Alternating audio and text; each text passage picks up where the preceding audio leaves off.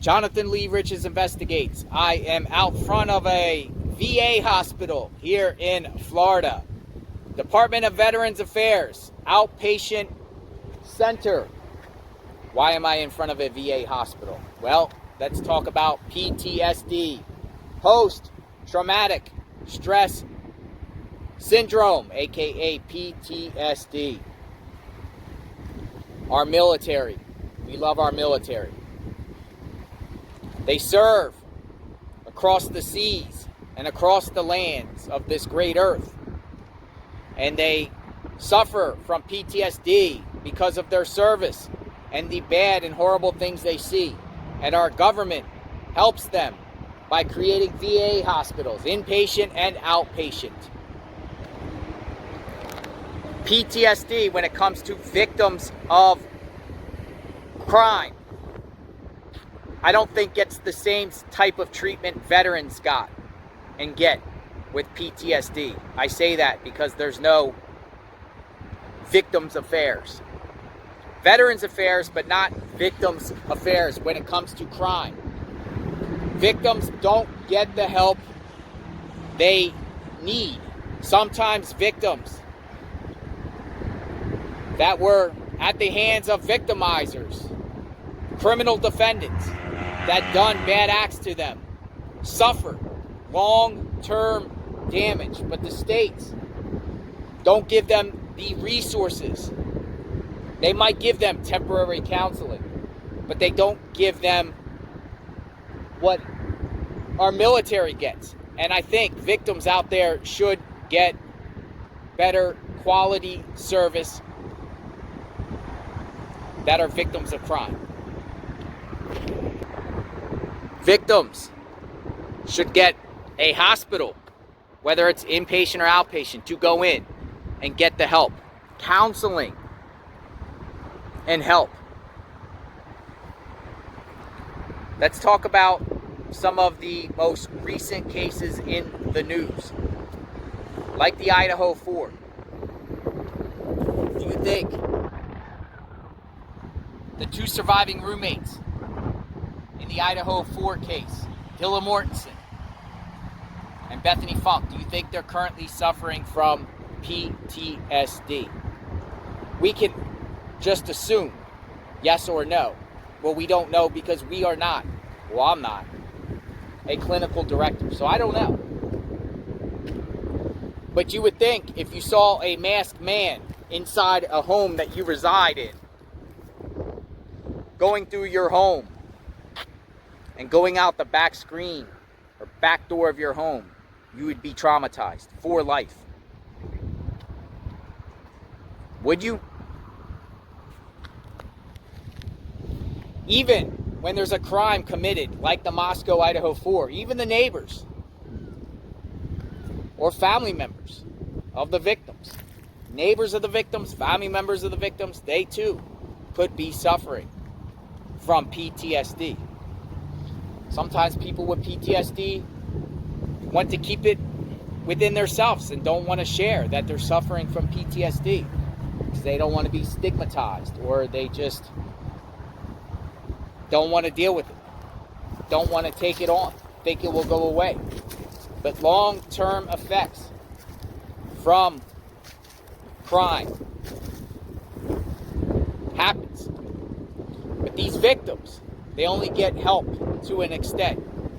You don't get hospitals like these, inpatient or outpatient, set up to help these individuals with medications or with counseling or even injuries.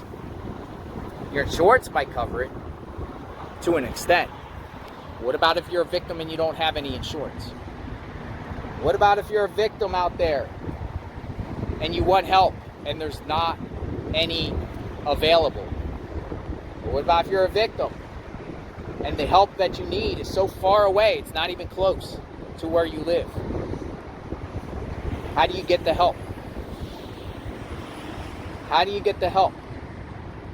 So the point of this video is to share that there should be a victims affairs out there covering true crime, I think victims get overlooked a lot. The victims in crime, you know, they always talk about the perpetrator, but not the victims and what the victims are going through. Maybe the victims want privacy too. And maybe they're not suffering from PTSD. But I tell you what, if I saw someone inside my home, I would be PTSD'd up for a long, long time. Here's a little information about PTSD. So according to Google, PTSD suffering. Someone with PTSD often relives the traumatic event through nightmares and flashbacks and may experience feelings of isolation, irritability, and guilt. They may also have problems sleeping, such as insomnia, and find concentrating difficult. PTSD. It's actually post-traumatic stress disorder. PTSD, post-traumatic stress disorder. I incorrectly at the beginning of this video said it wrong. But it's out there, and people suffer from it, and they don't get the help needed. Victims. The victims out there. How come the victims don't get talked about? Like, what are the victims going through?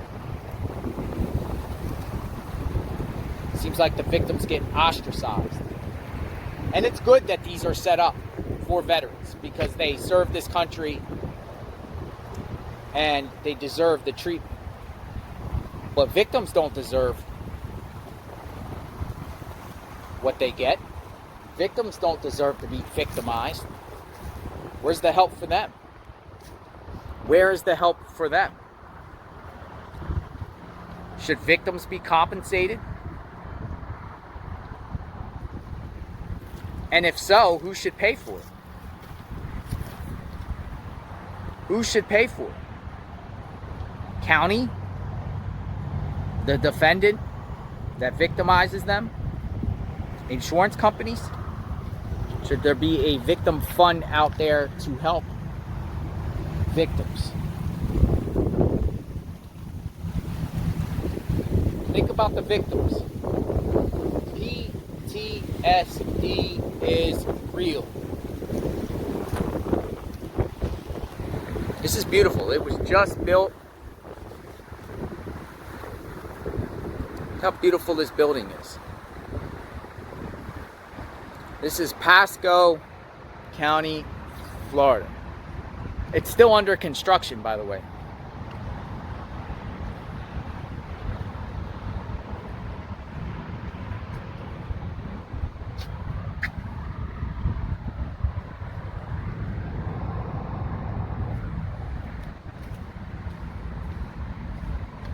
Victims have rights. Victims should be treated. Look, you can see me in the mirror. Look at this. See? There's me.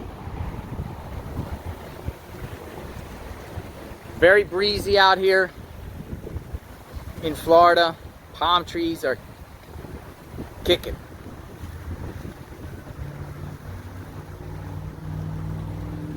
Victims. And you got other cases. Other cases out there. Richard Allen, Delphi. Richard Allen in Delphi, you know. Liberty German and Abigail's family. I'm sure they might be suffering from PTSD. Again, I'm not a doctor. I don't have the right to diagnose anyone. These people suffer. And they do suffer because a lot of times victims give victim impact statements when they're in court at sentencing, and they share what they're going through. So if they're sharing to the court the traumatic experiences that they're going through, you would think that that would be long term. See? So I want to know your thoughts on PTSD, and if any of you guys are willing to share, if you are going through PTSD, God bless you. Hopefully you can overcome it. But anyone wants to share how you cope and deal with it? Did anything I say make sense? VA outpatient. Where is the victims outpatient centers for victims to get the help they need? We'll talk soon. Subscribe to my channel, like, hit the notification button. I'm out here in front of a VA outpatient center. It's cool they got handicap spots. A lot of people that come to the VA have handicaps. We'll talk soon. Everyone be safe. Justice for the victims. Justice for the victims' families.